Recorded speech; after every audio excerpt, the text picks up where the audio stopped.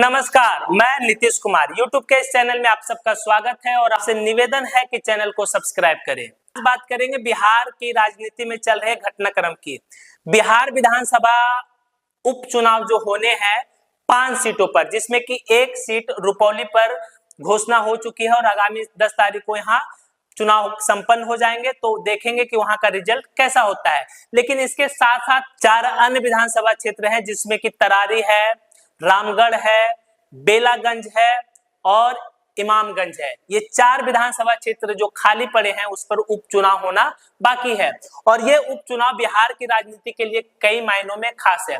ऐसे 4 विधानसभा क्षेत्र में जब उपचुनाव होंगे और उस उपचुनाव के जब नतीजे आएंगे तो वो तय करेंगे कि आगामी विधानसभा चुनाव का एजेंडा क्या होगा और किस पार्टी का लहर है।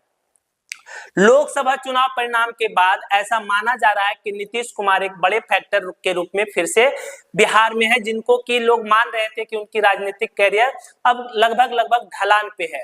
लेकिन लोकसभा में 12 सीट लाकर नीतीश कुमार ने एक बार साबित किया कि अभी भी वो बिहार की राजनीति में प्रासंगिक हैं और उनके आगे पीछे ही राजनीति घूमती रहेगी।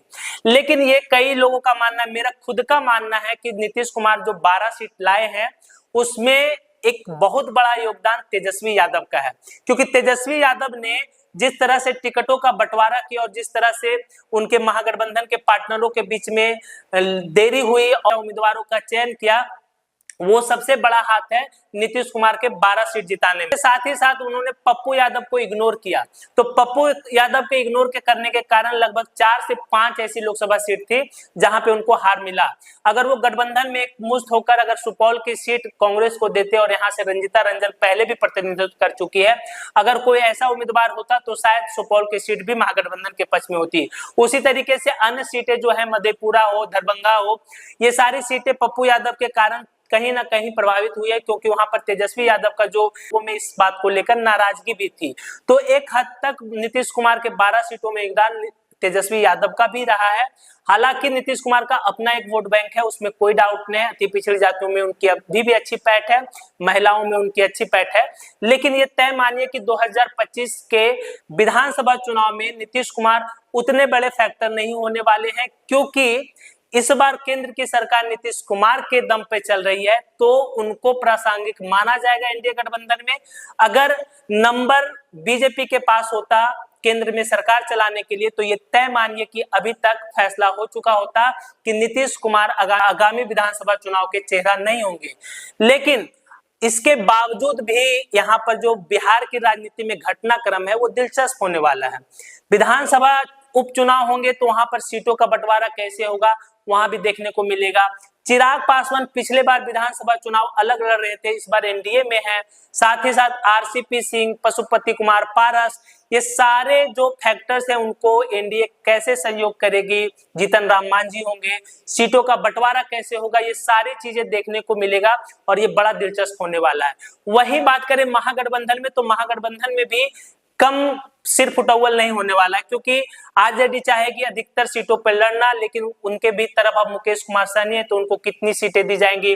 कांग्रेस पिछली बार जो चुनाव लड़ी थी, क्या उससे कम सीटों पर मानेगी या फिर उससे ज्यादा सीट मांगेगी, क्योंकि पप्पू यादव एक चेहरा हो गया है कांग्रेस के पास, जिसके सहारे कांग्रेस विधानसभा चुनाव में अच्छी खासी सीटों की मांग कर सकती है।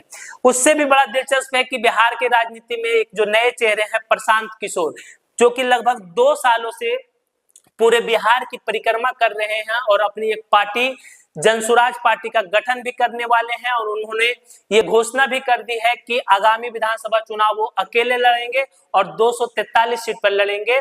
और उनका दावा तो यहाँ तक है कि आगामी विधानसभा चुनाव परिणाम जो आएंगे वो जनसुराज के पक्ष में होगा और सरकार जनसुराज पार्टी बनाएगी। हालांकि उनके दावों में कितना दम है वो तो आने वाले समय बताएंगे, लेकिन इतना तो तय है कि उनका भी प्रभाव विधानसभा चुनाव में होने वाला है।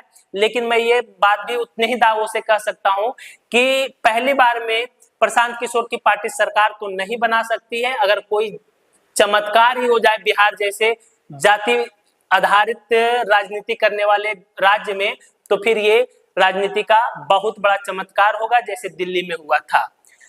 उसके साथ ही साथ बात करेंगे कि बिहार की राजनीति में अभी कुशवाहा राजनीति ट्रेंड पर है। अब जब से लालू प्रसाद यादव ने कुशवाहा कार्ड खेला है बिहार की राजनीति में, बिहार की राजनीति में कुशवाहा समाज ट्रेंडिंग पे आ गया है और कुशवाहा समाज से आने वाले नेता का अहमियत इस बार बढ़ गया है, क्योंकि ये कुशवाहा समाज जो है बिहार की राजनीति में जीत तय करेंगे और वो जिस गठबंधन के तरफ अगर अपनी झुकाव रखेंगे उस गठबंधन की ही सरकार बनेगी, ऐसा तय है। जो 4 सीटें हैं वो 4 सीटों में तरारी है, जहां से कि आपको पता है सुदामा प्रसाद सिंह जो है वो उन्होंने बीजेपी के दिग्गज नेता आर.के. सिंह को चुनाव हराया है। तो वहां क्या है कि वहां पर वो माले के खाते में सीट है, तो उनके तरफ से कौन उम्मीदवार होंगे ये देखना थोड़ा दिलचस्प होता है, क्योंकि उस पार्टी में उम्मीदवार कोई भी हो सकता है, ये सच्चाई है। बाकी जो पार्टियां हैं बिहार की, जैसे बेलागंज, तो बेलागंज से ये कंफर्म मानिए कि जो भी उम्मीदवार होंगे आरजेडी के वो सुरेंद्र यादव के ही करीबी होंगे, उनके बेटे भी हो सकते हैं, ऐसा तय माना जा रहा है। वहीं बात करें इमामगंज में, तो इमामगंज से हम पार्टी के जो मुखिया थे जीतन राम मांझी, उनके परिवार से ही उम्मीदवार होंगे, ऐसा तय माना जा रहा है। वहीं बात करेंगे रामगढ़ विधानसभा क्षेत्र की, तो रामगढ़ विधानसभा क्षेत्र से भी सुधाकर सिंह के भाई उम्मीदवार होंगे, ऐसा तय माना जा रहा है। तो ये जो सारे घटनाक्रम बिहार की राजनीति में होंगे वो तय करेंगे कि आगामी विधानसभा चुनाव किस ओर जाने वाला है। लेकिन देखना दिलचस्प होगा, क्योंकि इस बार जो चुनाव होंगे बाकी चुनाव से अलग होगा, इस बार का मुद्दा अलग होगा और बिहार की राजनीति में एक रिफ्रेशमेंट आएगा और इस बार जो नतीजे आएंगे वो बड़ा ही दिलचस्प होगा, क्योंकि इस बार महागठबंधन भी पूरी तैयारी कर रहा है। हालांकि महागठबंधन को उस अपेक्षा लोकसभा चुनाव में परिणाम नहीं मिले, लेकिन उनका वोट बैंक बढ़ा है, उनका वोट शेयर बढ़ा है, उनके पक्ष में लोगों का झुकाव भी ज्यादा हुआ है। तो देखना दिलचस्प होगा कि इस बार क्या होने वाला है, लेकिन ये सारे चीजें तय करेगी बिहार में होने वाले विधानसभा उपचुनाव के नतीजे। आपको क्या लगता है अपनी प्रतिक्रिया कमेंट बॉक्स में जरूर दें।